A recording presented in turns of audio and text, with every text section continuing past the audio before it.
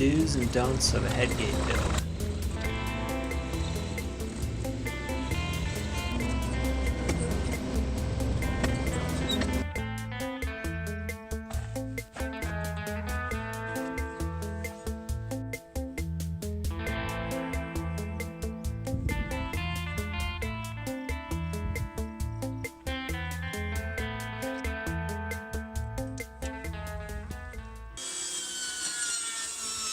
Hey there, thanks for watching MasterJacks for the aspiring of all trades.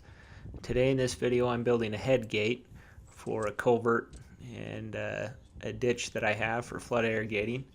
So I've got a form I'm building here, centering it up on my tube, giving myself about 6 inches below the bottom of the culvert to prevent water running underneath. And then I'm cutting out my form to match the culvert here.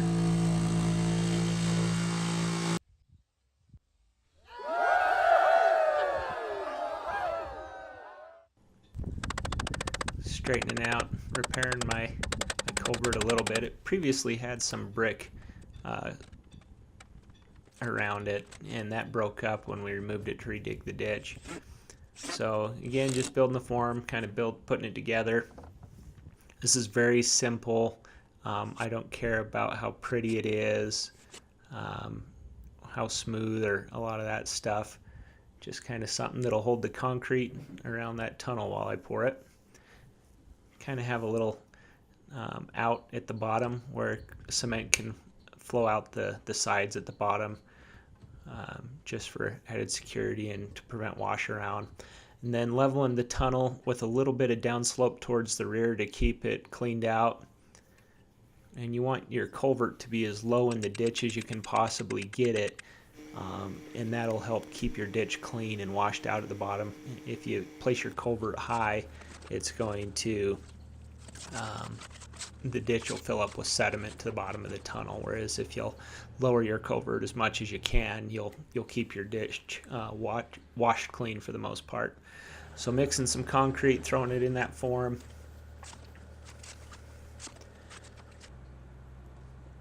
And then as we put concrete in it, it kind of spread and bowed it a little bit, which was to be expected.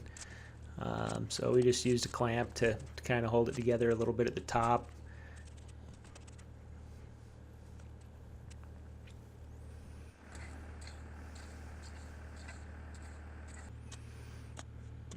Putting our extra in a few places here and there where we think it'll be helpful, and cleaning off the equipment. A couple days later, removing forms. If I could do this again, I would have done a vertical seam over the center of the culvert to split to take the boards off easier later. I could have taken it off left and right on the front and back if I put a seam down the middle of the form and then held the form together with some 2x4s, but this worked okay, and I'm not too concerned about getting all the wood off.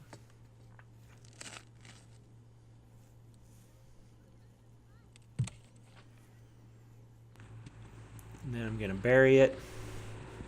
This was my first time ever doing a headgate. Learned a lot doing it, as you'll soon find out. So I buried it, then cleaned it up and kind of packed it in the sides, but the problem is I got some really loose fill dirt around the wings of this dam, and the wings themselves are too narrow for the width of my ditch, so major washout here.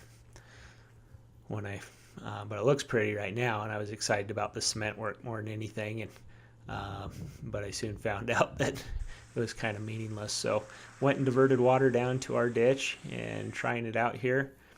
Here comes the water.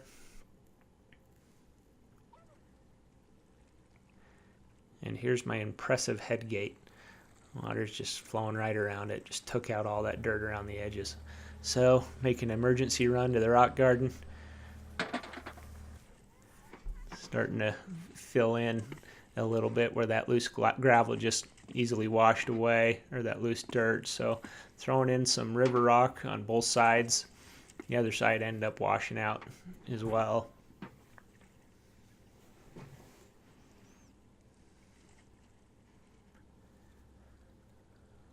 but it wasn't a total failure.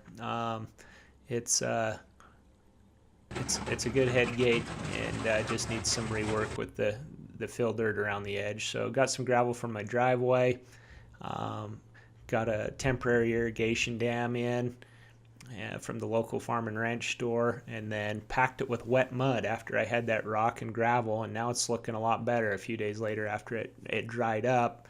This is the second round of flood irrigating, and a little bit of leak through still. And what I don't have video of, because it's hard to video with muddy hands, is I go in and I pack the front side of the dam with loose mud around all the places, you know, putting in some gravel and loose mud, packing it around the sides there.